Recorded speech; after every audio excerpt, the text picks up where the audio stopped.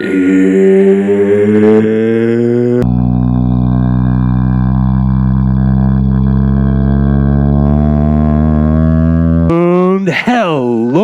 and welcome everyone to another Full Self Sesh here up in the Shy on a Tuesday night. It's all right. We're feeling fly and getting down groovy with one of Chicago's very own, but also a man of many different things. I've heard the name Korgan many a times when it comes to recording projects, multiple shows that I've played. Shout out to all the epic Quartz shows I've seen at Shubis and Empty Bottle and even Reggie's. Shout out to Reggie's. Great place to get some wings. But a great player overall and just very talented guy, audio engineer, great person, guitarist of the Quartz, singer-songwriter, and the man in Freako on the bass and G guitar. Everyone, Korgan. Last name? Robb. Korgan Robb is in the house. Thanks, man. Those are some kind words. Yeah, dude, for sure. It's been a blast. I think the first time I met you was Sleeping Village. Sleeping Village, yeah. We opened for you. Sleeping Village. And Joy Friend. Dude, that was a joy. That was so fun. That was a fun show. That was such a fun show. Shout out. Was that did Malcolm put that one together? Maybe. Malcolm? I don't remember. It was 3 years ago. Yeah, it was a really long time ago. Shout out to Malcolm online regardless. But you guys tore it up. That was the first time I saw you. I remember really liking your playing so much that I even had to check out the pedal board. Like the board. What's on the board? What's he using? No, you guys totally shred. And thanks, man. It was just an overall good night. And since I've seen you a few times, we played together a few more times too. We played together quite a lot during JF days. Yeah. But you guys didn't stop. You didn't stop, and you've been fucking busy. Yeah, I've been busy, but been busy, man. Yeah, I was fucking #1 Joy Friend fan, dude. That was my favorite band. That was missed those days. Haggard, dude, and Orca, and dude, don't even get me. I have some of those songs in my notes app, and I just fucking they're insane, dude. I mean, you know Tommy is Tommy is just ripping, dude. I remember the first time he sent me over like the songs for Scratch Sailor. Yeah. Pretty crazy. No idea.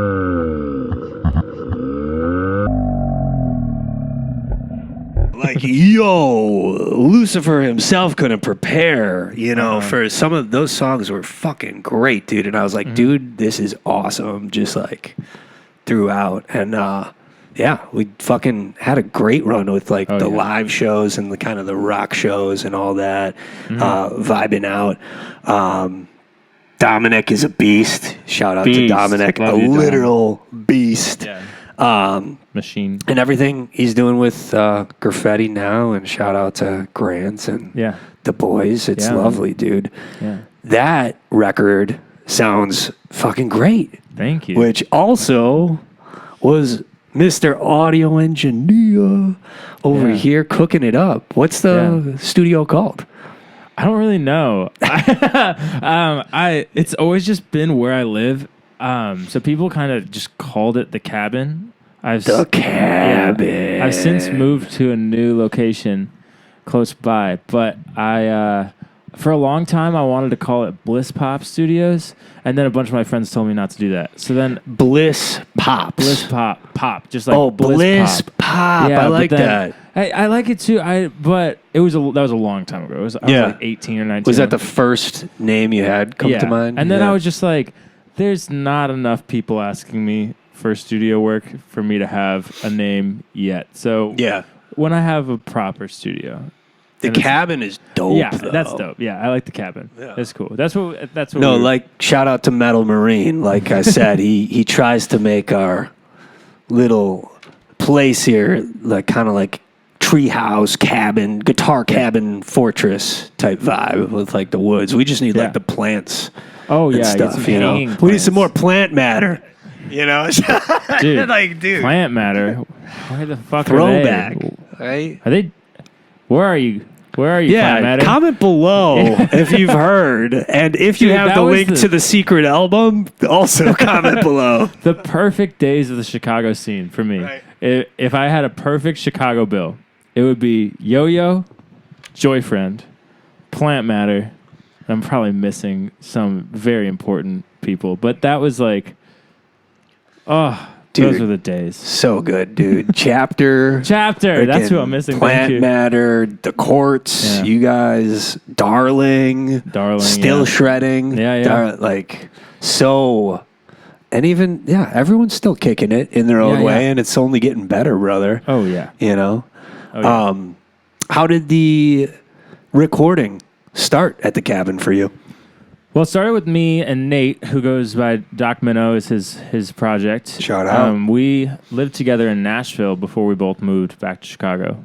And so we were working on his record a long time ago. We started like 5 years ago. And we started working on that, and then finished it when we moved back to Chicago that fall. It's called Gibbous. It's his first record. It's out everywhere, and that was like the first like real like we spent a long time on those recordings, and first like real record I felt like saw from the beginning to the end the whole way through. Mm-hmm. And then it was just, meeting people after that, recording with peeps. We did a Yo-Yo record that is on my hard drive. Sweet. And still, that secret record is out there somewhere. Yeah. And then, worked with graffiti as well. Hell yeah. And you oh, wait. So you're saying you started recording in Tennessee? Yeah. So like prior to even at home, you weren't recording bands yet in good old Naperville Disc Replay. Not really. Not really. I mean, me, Nick, and Shrav, before we were the Courts, we were like a prog metal band called Solarian. Yep. And when the lore, dude. Love the lore. Don't You're on the listen full to self. that EP. It's fucking weird, but no, it's pretty funny. But dude, wild. We recorded that so my dad's an audio engineer, so I was like blessed because when I was growing up, like I could record and get a home studio. So, but I'm really bad at learning things. So like, I just got to like make a bunch of mistakes and then like learn from them, And True. My dad walked into me when I was like 18 recording a band, and every single channel was redlining like 24 dB, and his speakers were just like distorting, and I just had broken everything. And so like, that's how I started. Shout out to Pops. Oh yeah, Sorry, Brian Robb. Pops. Yeah, I popped the PA. Fuck. Yeah. And he was like, red means bad. And I was like, oh, that's what that means. Not all the time. That's another discussion for another time. But dude, that's wild. You're Padres. Yeah. Audio engineer. Yeah, man. That's awesome. It's pretty cool. So he plays too then, probably, right? Both my parents are That's musicians. awesome, brother. Yeah. That's super cool to have that inspiration in the family, you know? Oh, yeah. And yeah, close to the music roots there. Mm-hmm. Super cool. When you were a kid, because of that, did you find yourself like interested at all even then? Yeah. Okay. I didn't understand that other people weren't interested in music or like interested in every part of it until I was like much older. Okay. I would just like talk to people as if they were like obsessing over Abbey Road as well. Mm-hmm. But great record. Oh yeah. Yeah. That was like my first memory of music. Mm-hmm. Just Maxwell's Silver Hammer. Bang, bang. Damn. Yeah, dude. Is that the first Beatles record you heard? Yeah. I think it's my dad's favorite, so it's probably just like, yeah. But he would Octopus's Garden is insane. That whole record's perfect. Yeah. I love the Beatles. Big Beatles fan. True. There's a lot of good songs out there. Rubber Soul is like stripped back gold, man. Yeah. Really. Yeah. But it's so many. White Album comes up a lot on the show. Yeah. Just majestic. Totally. And the beat, their songwriting craft was down to a key, to a T, and the proper. They really had it going. Yeah. I definitely was standoffish. Early 2000s skater boy, like I feel that, kind of revolting against the old Beatles, but come on, it's so fucking good. Like some of those records are gems. You cannot. I didn't understand that stuff wasn't cool. I was like, and I just did not understand that other people thought like differently than me. Just like typical, just like dude at like 16, right? Yeah. And just like listening to like prog rock and being like, everyone loves this, right? Like, you guys love Geddy Lee's voice, right? And people are just like, stop. Yeah. But so it wasn't a long time until I understood what cool music was. So I envy people like you who were cool. Well, dude, yeah. At the same time, though, like it would have been good to educate, a little sooner on the Beatles records. But, I think I'm happy that my palate took me to more dystopian, avant-garde, like off the branch, off the beaten path, like type of sounds. But at the same time, there was a lot of judgment in the scene even back then. Even playing for rock bands back then, there was a lot of like, "Are you hard enough?" "Can you throw down?"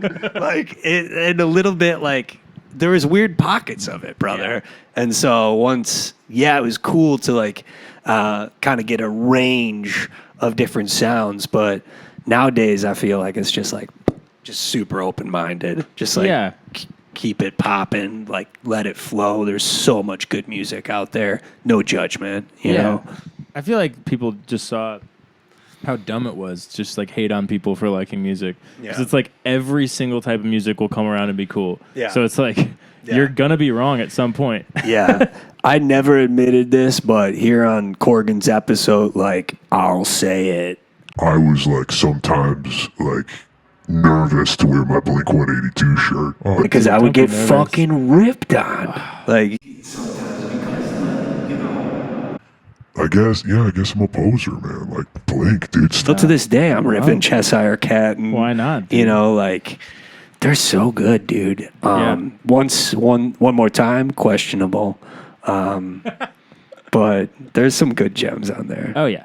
Yeah. So, what band, or like I know you said Abbey Road, but for you, like as a artist, like what kind of inspired you to pick up and start playing? When I was younger, well, because that's the thing is I never really had like so I started on piano and would just my parents are both piano players. Then I played drums and then I mean, maybe because I was already like, I didn't think that I was going to do anything else for any moment of my life. Mm-hmm. And so it was just like, I always used to like pretend to play the guitar and like mime playing the guitar when I was listening to music. And then when I was like 16, I got really into Pink Floyd, and David Gilmour was like, his sound was like, it's obviously like inachievable from any other person, but it sounds achievable. It sounds like you can play it. You know what I mean? And it's not complex. It is. If you dive into it, it is. But like, it was so melodic and like so like sparse that I was like, oh, I could probably do that. Like, that's not that hard. And then I started playing guitar. And so then that was game over for that. But that's epic, dude. Pink, the Floyd is just... Floyd, dude. That's all credit to Schaub, about another discography. Like, that's just, like, endless. I got lost in it again last summer. Oh, dude, it's a dark hole. It's so good. Like, just hours and hours and hours of... I think Meadle.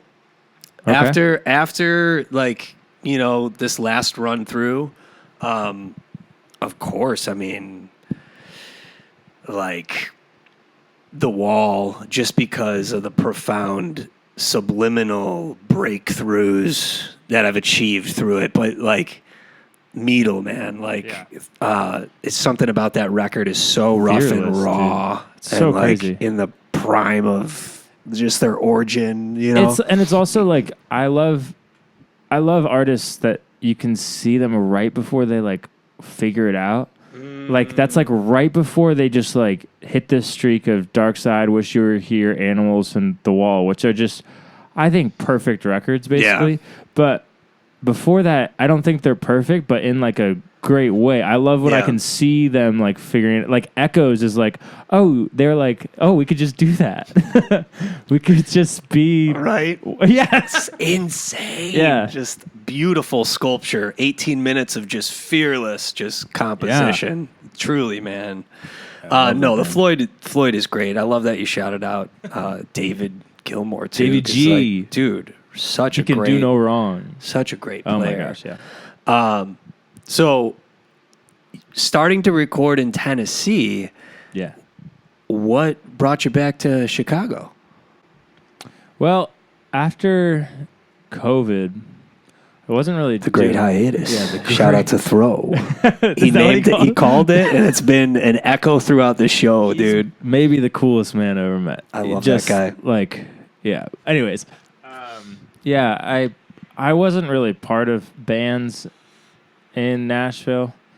I just like kind of wanted to be, and I don't know. I really wasn't doing anything with my life, and I was just living with my buddies and like wanting to make music, and like spent a lot of time just wanting to make music more than actually making music. And Shrav came and visited me down there, and he was like, "You should come to Chicago because there's a huge, great scene." And he was like, "I play shows." I remember telling him, I was like, "I can't figure it. Like we'll play one show in Nashville, and then like we'll have like 7 months." And it's like you can't like. It's just a different culture down there, and like I'm sure there was a good pocket of music, but I just couldn't find it, and I wasn't looking that hard either. But he was like, "You should come back, and we should start a band," and I did. So, and then I moved back like 3 months later. Thank you, Shrav. Oh yeah, Shrav is responsible. Shout for out most to of my life. another just king, man. King. Dude, what a player, man. Beast. Just shredding it up on stages everywhere. Yeah, you can see him. He does not stop. I was texting him today, and he was like, "I don't have a free night this month because he's like playing shows or rehearsals every day." Yeah, he's the Dude, guy. shout out to Shrav. Yeah. Beautiful, man. He's just such a great improv player throughout, team player. Yeah. Like, just respect that guy. And Oh, yeah. Such a good musician throughout. How did, once you moved back, did the process of recording your first project, or how did like the reunion with, once you got back, came back home, when did you start playing again? Well, we started playing like immediately. I think I moved back. So that was like right away. You I moved back June 4th, and our first show was July 15th. And from there, was it the courts? Yeah. I was like, well, there was a month where we didn't know what the name was, and I was just stressed out. I was like, I need to do this thing, and I don't know what it just needs to be. How'd the name come? So there's tennis courts by where I grew up, and we would go sneak out to those tennis courts and smoke weed when we were 15. So it's like Bull? Apple? Apple, dude. Apples? Tastes the Dude, best. apples and oranges Yeah. here. Let's go. So yeah, I mean, it was kind of just, you know, that was like a symbol of our like friendship too. That's awesome, bro. So that's why There's nothing better than finding a good buddy to smoke some bud with and just like lay out and just chill. Oh yeah. Shout out to the Dr. Chunks. Dr. Chunks. Back on the beat for Smash Adams way back in the day. This is high school days, but he was the first session I ever had. We just roasted summer of 2009. Roasted. This is like when Merriweather, like Animal Collective, vibes were everywhere that summer. We roast and we just go back into the basement. He throws on OK Computer. Oh, geez.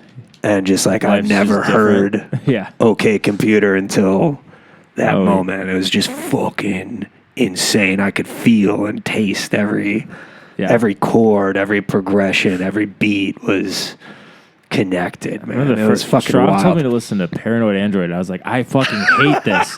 And then like 2 hours later, I was like, I should listen to that thing again because I was like kind of crazy. I was like, why are there like space noises and beeps and bloops? And then, oh my God, that just changed my life. Yeah. Yeah. Radiohead was fucked up. Dude, really, that's totally super great band, you know? Yeah. Yeah, no, you guys, I remember even the first few times I saw the Courts had like, you guys had that experimental vibe and just rocking. Like, really liked how far out you guys could go and come back in. It's awesome, brother. Those early days, we were so happy you came back to Chi Town, man, and me too. now you're here. Yeah, now I'm here for good. Yeah, like, welcome. I'm not dude. leaving. Hell yeah, don't leave. This we need you. Yeah. So awesome. So, what were some of the first recorded projects at the cabin? Oh yeah. So we did all the Court stuff. We did. We have a Honeybend record. So Honeybend is me and Nate. We actually just decided yesterday we're going to stop Honeybend and we're just going to put it out under Doc Minnow. Because we had two separate projects that were basically both of us working together completely. Okay. And it was just like, why are these being released separately? They should be the same name. Hold on. Will there be a fruit leather box set? That's not for me to answer. Will there be a fruit leather box set? What? You got to talk to G and Shrav and Zdas because I don't know anything. That's wild. But that record, the Fruit Leather insane. record, yeah. Like, that was how long did that process? That was a day. that was like maybe 15 hours. Wow. Yeah, they did all those in like 2 takes. It is nuts. That's wild. I was getting so pumped. I remember dancing around in the control room, just being like, "What the fuck?" Yeah. They're nuts. I love them. Hell yeah. For you, playing like live shows and stuff, which you kind of frequently, do it. Do you have a pedal board that's locked in, set up? Are you always kind of changing it up, or for the most part, are you pretty locked in these days? I've settled. There was a long time where I was trying to figure stuff out, but I've settled into some. I feel like there's some ones that I'm like, I can't play a show without this. Like the Boss DD7 is like the best pedal I've ever played in my life. I think I can't play a show without it. I can't play a Freako show, a Court show, or whatever show. That's like that. A Memory Boy as well.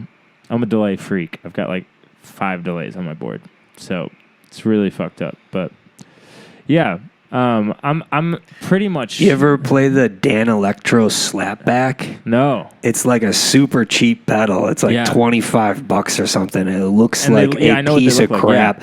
But if you bend the left knob all the way to the left, and the right knob all the way to the right, it's like one of the primo slapback and epic slapback. There's a pro tip from NPR if you're looking for a slapback. Oh yeah, I always play with a slap. I feel naked without a slap. I have a shout out to Naked. Let it be. Yes, sir, dude. Right? Yeah. Always gotta play with a slap. I use a Memory Boy for a slap, and just a little bit of modulation, a little bit of slap, no problem. Nice.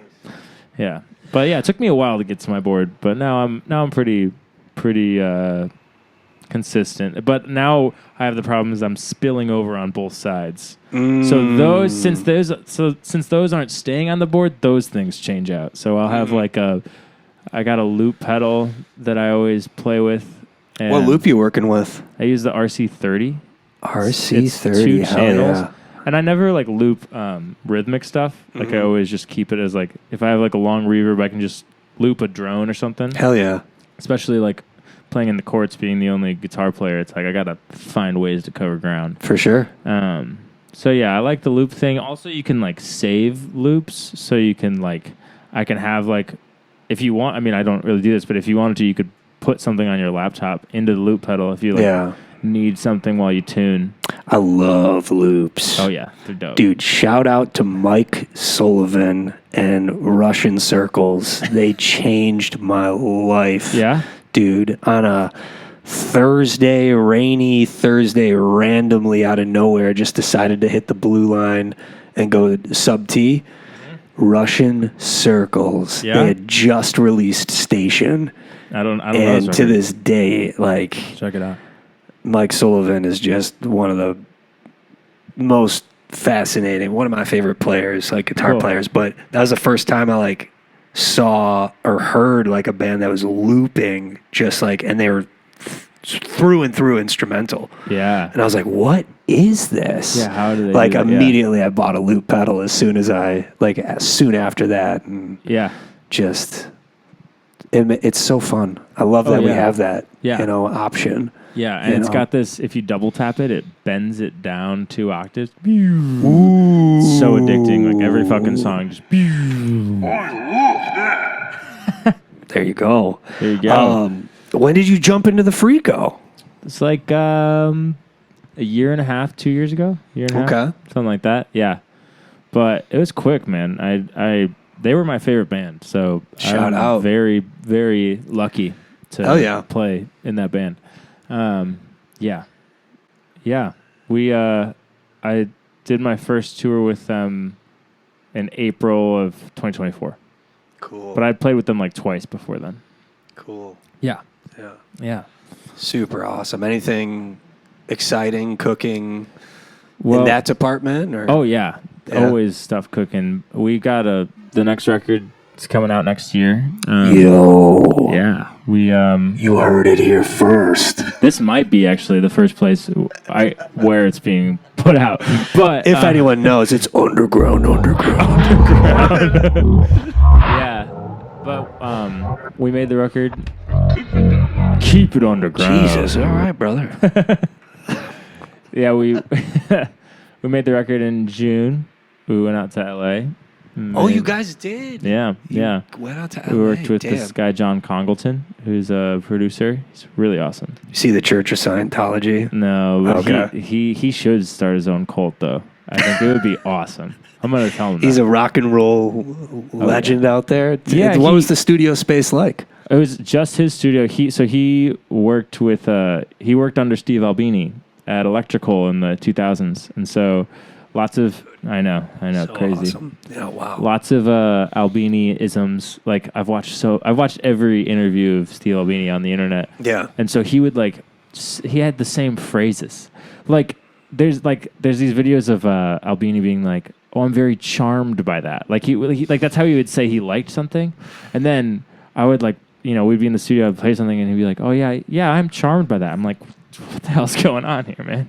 But yeah. That's where you know you're in the right place when the synchronicities start setting in, man. And that's super awesome. It was really awesome. I'd never worked with a producer. Yeah. Or I had never been produced, Damn. I've always So been kind of first full production studio experience. Oh yeah. Yeah. And I mean, I've always done DIY stuff, and it was really nice to learn it's really about language, how you communicate an idea. It's everything, because I could I could have this idea, and the way I communicate it to you, I could communicate that this idea has to be it and your opinion doesn't matter, or I could communicate I really believe in this idea and I want you to believe in this idea. It's so different. Yo, and so that's pro. Just watching him work and him telling us how we work and being because if you're in a band, you get used to things. You have certain references. And he'd be like, "Well, I don't think that's true. I don't think that it's like that." We would be like, "Oh yeah, we want this to sound like lo-fi," and he's like, "What the fuck does that mean? What is lo-fi roomy? Is it Is tone close?" real? Yeah, exactly. He had a vibe jar. So if you said the word vibe, you had to put $1 in it, and you could Venmo him too. But yeah, no vibe. You can't drop that because that's just that is an easy cop out Yeah. from Detail. Or now that I think about it, that's make interesting. It sound warm. It's to you that could mean something so different. When I think of warm, and this is probably because of Bear, shout out Barrett, but we were all the tape Tape yeah. always sounds warmer. So the first thing I think when, you're thinking tape or warm, it's like, oh, are we're recording reel to reel? Yeah, well, and it depends on what kind of tape you're using. Because, like, if you're using shitty tape, that can get cold really quick. And, like, but then if you use like the nicest 2-inch tape, it sounds more hi-fi than digital. Like, it sounds so full spectrum, like that you won't even, the high end will be more high end than you're used to. So you'll be like, this isn't warm. And it's like, you know what I mean? So you got to be like careful. What are you saying? Yeah, you could lose it in the context. Yeah, totally. It could be lost. Yeah. Yeah. So he really That's challenged cool, us as communicators, That's so important. It really is. And also just like efficiency of words. Like, oh, that was a really good take. I really liked when you did this and this and this and this. And it's like, we have to make a whole record. You just feel like, I liked that. You know what I mean? True. Did you guys lay down the drums first? How did you go about the skeleton? All live. I mean, vocals. Oh, shit. So you got skeleton overall with the live we track. Did, there's some stuff we overdubbed for sure. A lot of vocals were like, but Nico would pretty much always do a scratch. And there's awesome. The first song is all live, like he sang with us all playing at the same time, and it was the first take. So and it's the best song. It's not the best song, but it's a really good song. That's awesome. Yeah. Do you have any solo stuff? Any Korgan stuff out right now? Any Korgan Robb? There's one song out that's just like a little ambient thing. Oh, that cool. I put out like 2 years ago, but I have a lot of music on my phone, and I gotta finish all of it. Yeah, I have like a whole record I made last year that is like 90% done, and that's why I like working with people, is because they make me finish things. So like I gotta make sure that it gets done. So yeah. I don't know, because I'm already on to the next, Rad, brother. Well, before we get into all the juicy details on maybe that possible release for Korgan, everyone, this is a great time where we'll break away and rock out. But please check out links below. Check out the Courts, Frico, and everything Korgan's doing. Until then, y'all, thanks for tuning in. Peace. Love. Rock and roll. Rock and roll.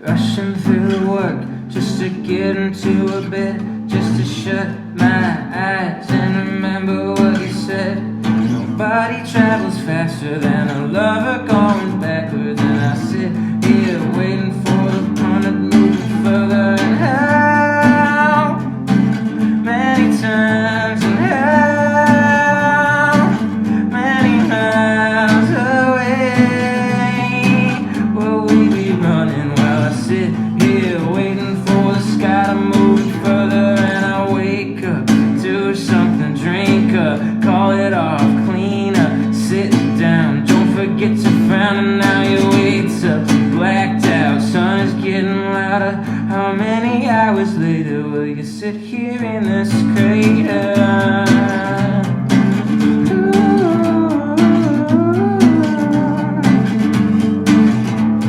I'm pulling my teeth just to find out where I'm going. I got 2 left feet, but they both were made for walking. How many perfect people know the way to turn the dream up is a few more dollars to your name? How many times and how many miles away will we be running while I sit here waiting for my Porsche to enter orbit? And I wake up, do something,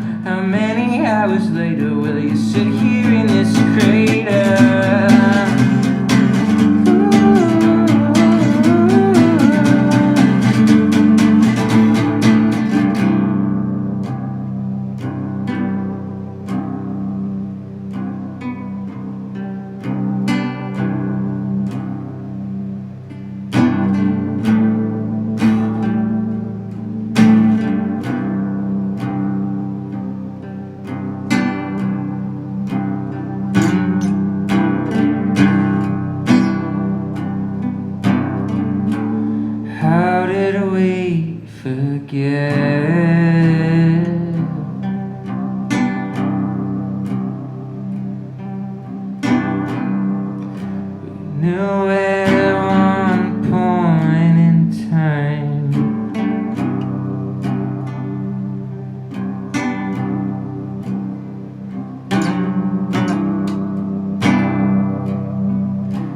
Use the ocean's mind.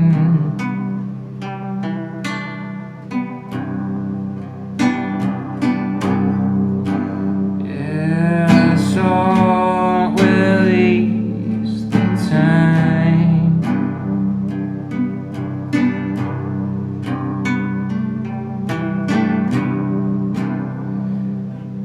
The building still stands tall.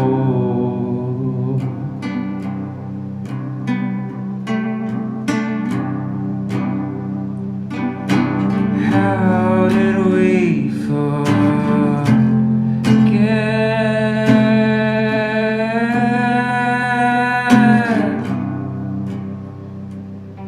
these four walls? They will be used against me. They will be talked about. They will be a member of history. And now we won't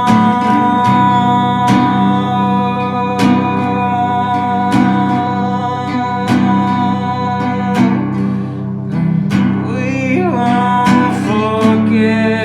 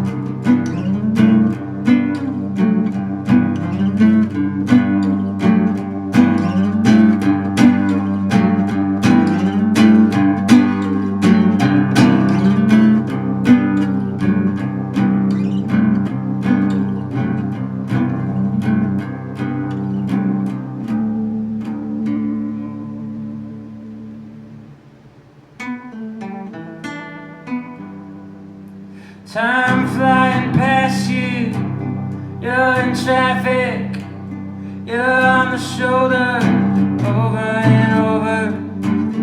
Call a company, no apology, you're hitting around the summer on the back of a semi-truck. I take no credit, but credit is due with a little about me and a little about you. Somewhere kick back the numbers on the hill of a speed check. You know where I'm at.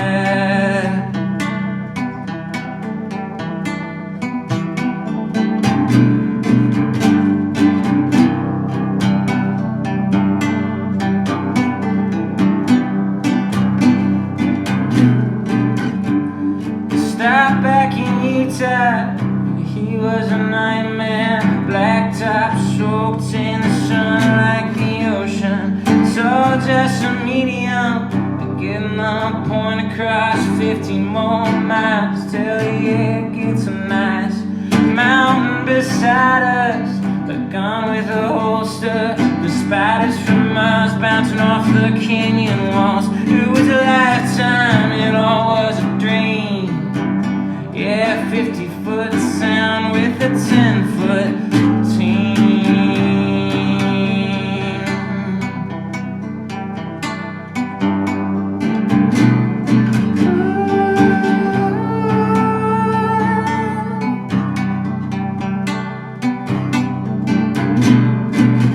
Yeah, rambling and gambling and betting all my life. With a sip of my wine, I take a look at a knife.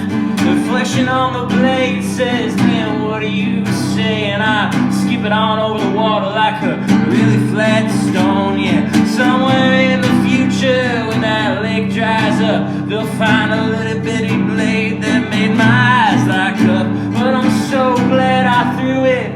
The water consumed it all. The kid that finds it throws it even further.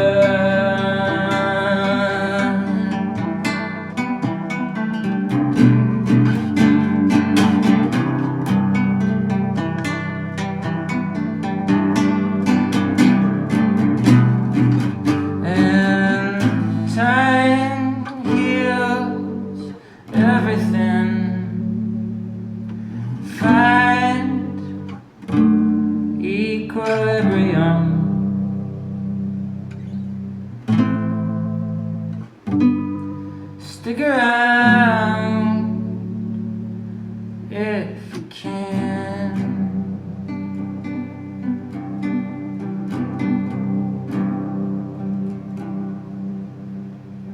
Last time I thought I would lose it, I raided that old medicine cabinet. I took 3 more, then 3 more, then 3 more.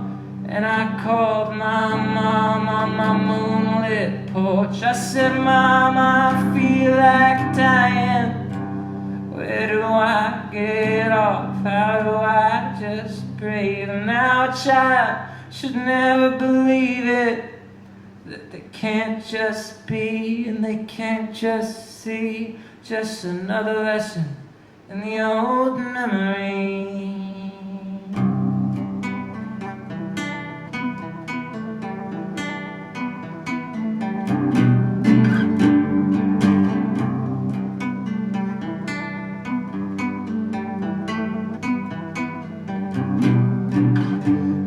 Curtain falls, you'll learn it all.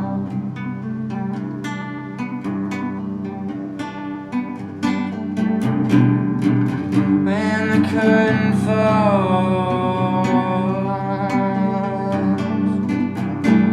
you'll learn it all.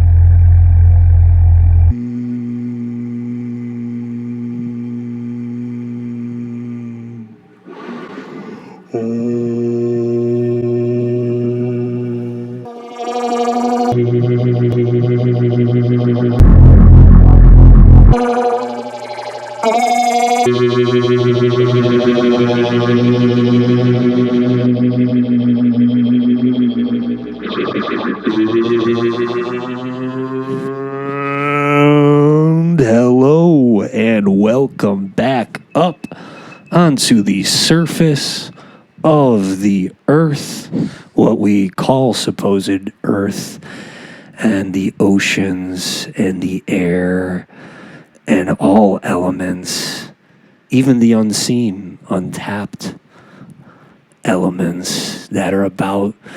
We're back, and that was transcendent. Thank you. Thank you. That was fun. You truly enlightened these 4 walls. Oh, thank you. That was sweet, dog. Thanks, man. When did that composition come? I wrote it in May. I just, accidentally tuned my guitar to that tuning, and then Happy mistake. happy mistake. Dude, I don't know what I was trying to do, but sometimes it just hits you at the right spot, and then it calls upon you. That's rad. Do you mess with tuning just like without even checking what note it is sometimes, or do you usually use pedal? I didn't I didn't write in any tunings besides drop D because I was like, well, if I'm going to play live, then it's going to be a fucking hassle and I don't want to have to do that. But then when I joined Freako, Nico's songs are all in different tunings, so we have to bring like 8 guitars to play a set. And then so I was just like, well, actually, that's a pretty cool creative way to like trick your brain into like, you know, writing something different, you know. And so I just now at home, I don't like have any tuners or anything. My guitars just tune them to themselves and move things around, or like sometimes if you put your finger somewhere, like if you put like 3 fingers down and then you tune those strings to a chord, you know what I mean? And then then you have a shape that you can move around, and then it gets weird after that. But that's gnarly, yo. Yeah. So how much were you messing with it before you picked up the guitar on that number? I don't really remember. But the tuning is C G D G A D. I see. Wow, dude. Third eye is open. Yeah. That's lovely. And you were out in the West? Yeah, I was in Arizona. I was in Arizona dreams. It was really hot, and my brother had a nylon, like a parlor nylon like this. There was a Yamaha. Tucson? Tucson. Yeah. Tucson. What is it? Lovely, bro. ASU. You know what's so wild? The desert. Yes, scorpions. They're here. We're approaching scorpion season. Yeah, Sagittarius, all the good stuff. But the Arizona, specifically Tucson. I got to play Tucson a few times. Oh yeah, myself. Yeah, like this is back in the day. I landed a song on a movie for Eyes Upon Waking, a film that I did. Lovely film about suicide awareness and all that. Shout out to Jen Scott. But went out to for the fundraiser to play in Tucson. That's dope. And funny enough, very cool city, by the way. But my great friend, who also is an audio engineer, excellent audio engineer, Alex DeYoung, he moved out to LA when we were 18, right out of high school, and he did the thing. Yeah. But he's in Arizona now too, in Tucson, and cooking it up, man. Yeah, it's a cool spot. Reel to reel, tube to tube, making that music magic happen. And it seems like a good spot for music. Yeah, there was a lot of good shows. I recall even when I was there, just popping into the bars, and such. Yeah, I spent most of the time there in my brother's apartment. Hot as fuck. Super hot. I would do the same thing, man. Yeah, I was like, I can't do this, man. Yeah. You need to have yourself a pool. Yeah. I know. Seriously. You gotta get on that. Were you cranking the AC? Yeah, it was. But it was a happy accident. I was supposed to hang out with him for a week, and then he had finals, so he couldn't do that. Damn. So it's okay. You got to it was awesome. Lay back in the desert and stargaze. I just I just sat in his house and wrote a billion songs. I don't know how many songs. I wrote a ton. That's epic. So that was nice. It was Did you get out at all to look upon the stars? Look at the stars for guidance? I didn't do anything. I didn't do anything fun or anything cool.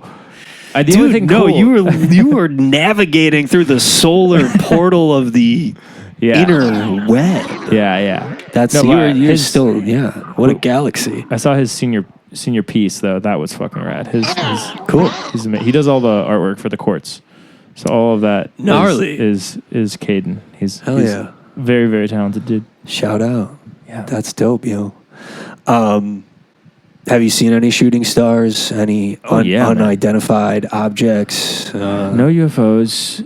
But shooting stars. Oh, yeah. I've seen a ton. Yeah. Hell yeah. I saw it with Caden in Sedona. We went onto the desert at night, and we saw a meteor shower. We didn't know it was going to happen. I was like, bro, I just saw a shooting star. He's like, I just saw it. I was like, no, you didn't. And I was like, I just saw another one. And then we saw a billion, dude. It was insane. It was beautiful. I think that's the only... Have you seen a meteor shower before? I have seen glimpses. Gotcha. So I've never... I remember fourth grade, me and my friends, we went to my buddy who had a farm to go out to the farm and wake up at the specific time to catch it. Yeah. But even then, only got to see like the very end. And like I was camping over over the summer. Yeah. And I definitely caught the tail end of what must have been like something of a shower of stars were just passing by, because I caught like, this is the first time I caught more than like 12. Yeah. I was like, I finally caught that 13th.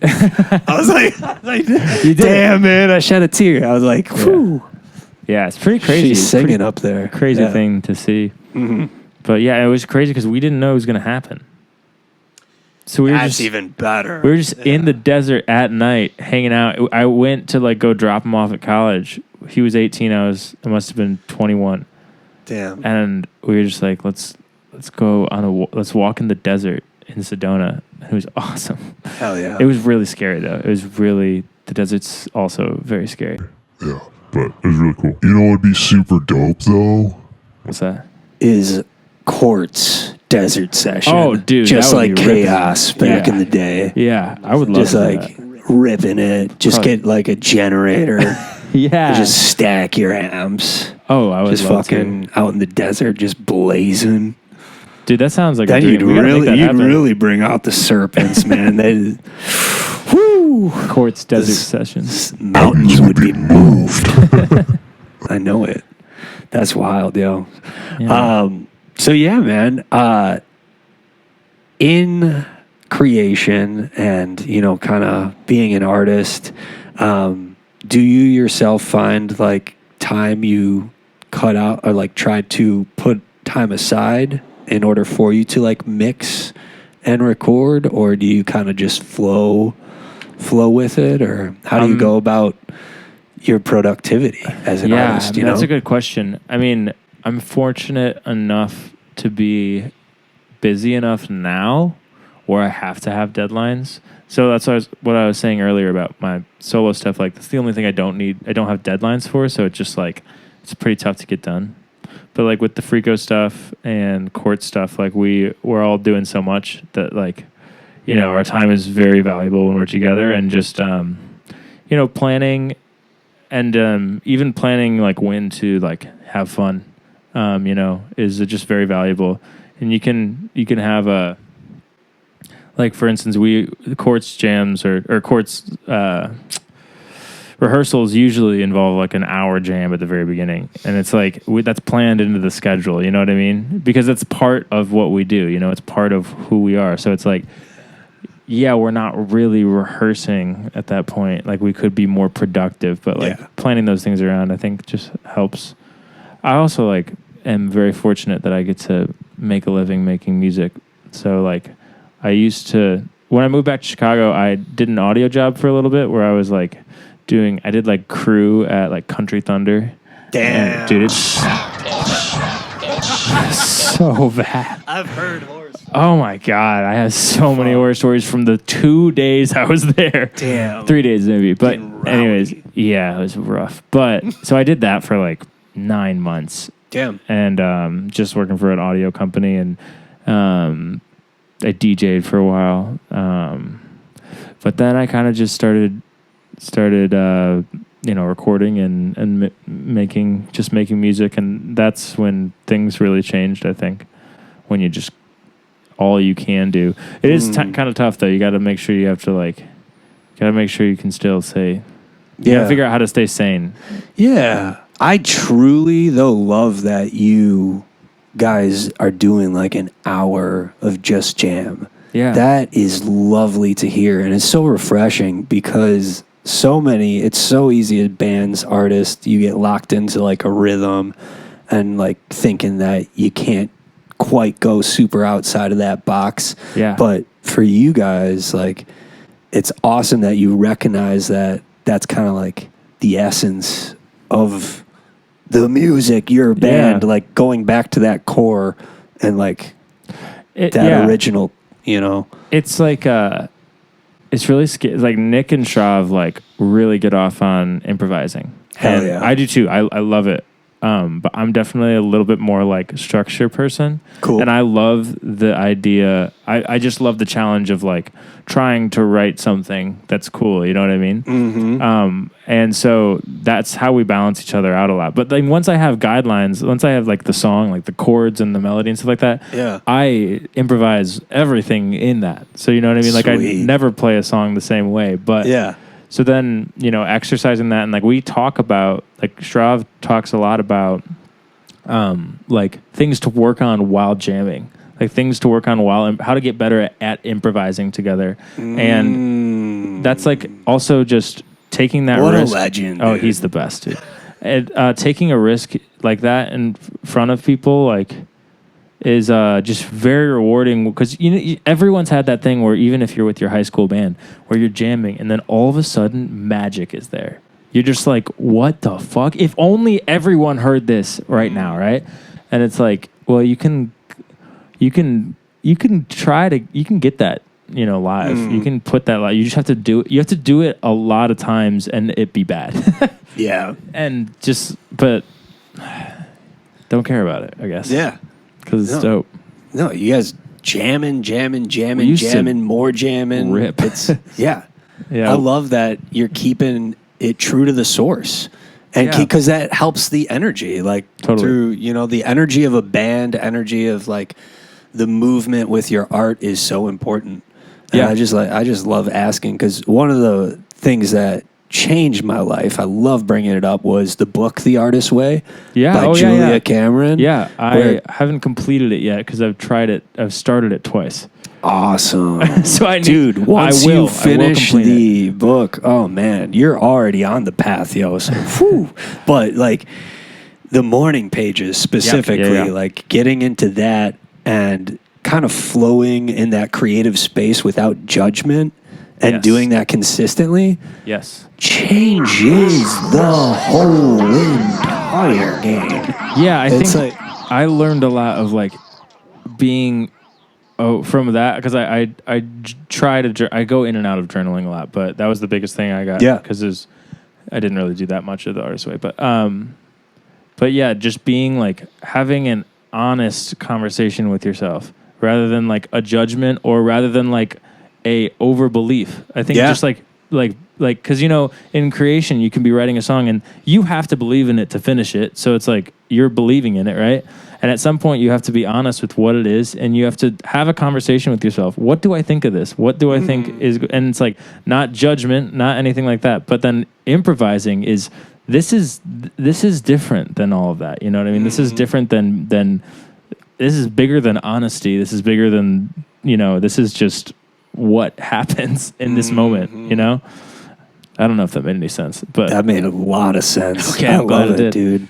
dude. yeah, it's fun. It's hard to improvise, but it's really fun. It really It's so important. It gets and easier if especially you have a the lot of band pedals. like you guys Yeah. that stem from that experimentation, that off the beaten path rhythm. It's like it's cool and it's super important. I feel like Yeah, man. back in the day, man, like jam bands, like, dude, it was always, we were always jamming. Like, Yeah. it wasn't ever so rigid with like 30-minute set, 25-minute set, 15-minute set. Well, you know, like, I you- mean, I get that it has to be. Yeah, and you certain. you can't commercialize something that isn't finished. You True. can't sell you can't sell a promise. Like you can't sell a promise of something that's going to be good because it might not be good. You know what I mean? Like you can't sell improvisation because it's No. not.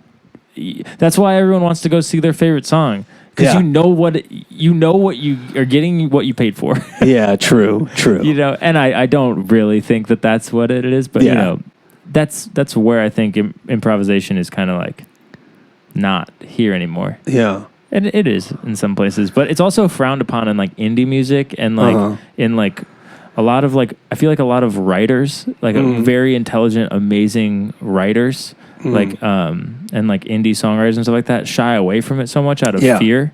Yeah. And I just think that's why it's interesting. It's The 'cause unknown is scary. Exactly. Have you started playing lefty recently? No. Have you ever flipped the guitar over I and have just never like done that. tried Do you do that? I recently did, just because like I'm gonna do that now. I was shouting to skating, but breaking my wrist, on the half pipe. I shattered my elbow. No. So you had to flip. Dude, yes. I Tell me about broke it. my right wrist going down the half pipe like an asshole on my skate. Probably like second or third time at the park. When? Like I was so fresh. This is 2003. Oh, okay. 2002. Gotcha. I just started playing too. So it was like, worst time. But they had to reset my shit. But Yeah. that was the first few times like you have to get used to like playing or writing with your left. Recently, it just like I'm gonna do that. I was just Go. like, you know what, fuck it. My right wrist was kind of like getting tired. I was like, I'm gonna flip it over, and just like you do rhythm with the left and see what happens. How's it going? And so I'm actually thinking about getting a left-handed guitar, just so to badass. kind of change it up. That's so 'Cause- badass. That'd be so sick if live you're just playing like you playing in a set. You play like 4 songs, and then you just grab a lefty and you play a song. Just flip it. That would be the craziest thing. Right? I'm gonna have to steal We'll that see, from man. you, Dude, please try it. I actually am gonna really try with the rhythm with that for me was kind of like I was noticing like, yeah, I'm righty, and I'm always doing stuff on the right, doing stuff on the right, doing stuff on the right, right, do it the right way. I was like, wait, what the fuck? Have I been programmed here? No, that's another story. But I started doing yoga. Yeah. And so with the yoga practice, that's really where I was like, oh shit, there's a lot that the left has to offer. And then I was like, was I really a righty? Like, how can we be so sure? Well, it's like, I mean, how do they? How can we need to research this more. Someone might have just told you that you're a righty, and then who knows? You just, Like, I don't know how how we do they go decide? about that. It's not like you go to school one day and they're like, pick. You know, they're just like, oh, you're definitely a righty. You're definitely But That just is in general, interesting. doing things more on the left. trying to incorporate that. I mean, that's like. That's a drummer thing too. A lot of drummers, like their weakest thing is their left leg and their left arm. And like when I played jazz drums for a while, and that was like really, really hard. Like because you're constantly using your left foot to keep time. Like the whole band, you're in charge of the whole band with your left foot, and it's like that's my weakest limb. That's the worst one. Why would I pick that one? You know what I mean? And it was really interesting. A lot of people, what they'll do is they'll flip the drum kit around, you know what I mean? And they'll play the opposite way to train so that they can feel, how it feels like to lead. You gotta, because you can't just be comfortable riding off the right side. You have to be comfortable leading with the left, Yeah. It's crazy. That's like when I was into like prog and jazz. And Hell shit yeah. like that. But That's awesome. You're drumming too. yeah, That's right. I don't have that good of a sense of time. Damn. But it's, But you're still doing it, It's getting really behind fun. the kit. I love drum sounds. That's like the best. Getting good drum sound. What's the secret at the cabin with the drums? Saturation. Ooh. It's always the secret to everything. Everything needs a little bit of saturation. Just a little.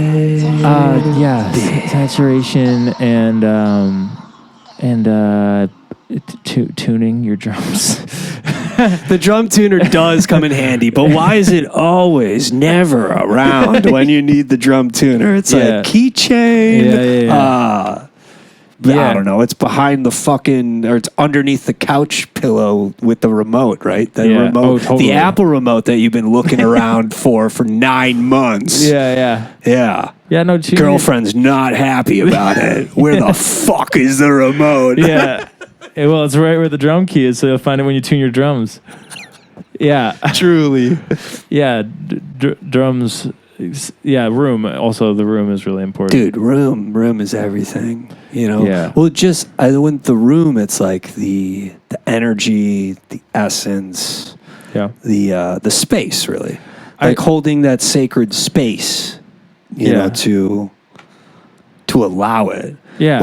What I've really been kind of into lately, because I myself kind of just for fun was like kind of giving myself deadlines. Through the years, but what I've been really focusing on lately, had this great conversation with Alex of Old Joy. Shout out to Old Joy. But releasing expectations, even when it comes to the craft. Totally. And then 3 words that have really been coming up through the process for me is present, mindful, allowance. Yeah. Those And are you big, need all 3 of those in order to hold space. Of course. Like, yeah. You need to be okay with something not being what you want it to be. Like, because once you give up control, there's that like thing that people say where they don't write the song, like it just like happens to them, where it's like, I have it. This is my most common setback in writing and making music, is that the idea that I had, the idea that stemmed the song, say it's a riff, right? And it's trying to be something, and it's not Heavy riff. it's a heavy riff, and it's Nasty. it's just not working. And but it's like it's trying to be something that it isn't. When I take either the expectation of what I think it should be away, or I just take that section out, then the song just is like, oh wait, I didn't realize that it was this sentiment. I didn't realize that it was this. And it's like that expectation trying to force this thing like into something instead of just listening. The song will tell you what it should be. If you write a song, the song will tell you what it should be. And sometimes it tells you that it shouldn't be a song, but sometimes it tells you that like, hey, I don't think distortion is for me, man. And sometimes I'm like, oh, I think fuzz is today. I think this is a fuzz song, And it's like, that's, if you give the song respect and space, it'll tell you what it needs to be. And give it a little permission to drive. Oh, yeah. Let the song drive you. Yeah, exactly. And and ask some people what they think, but only like 1 or 2. Shout out to Incubus. Yeah. Drive Forever. Drive.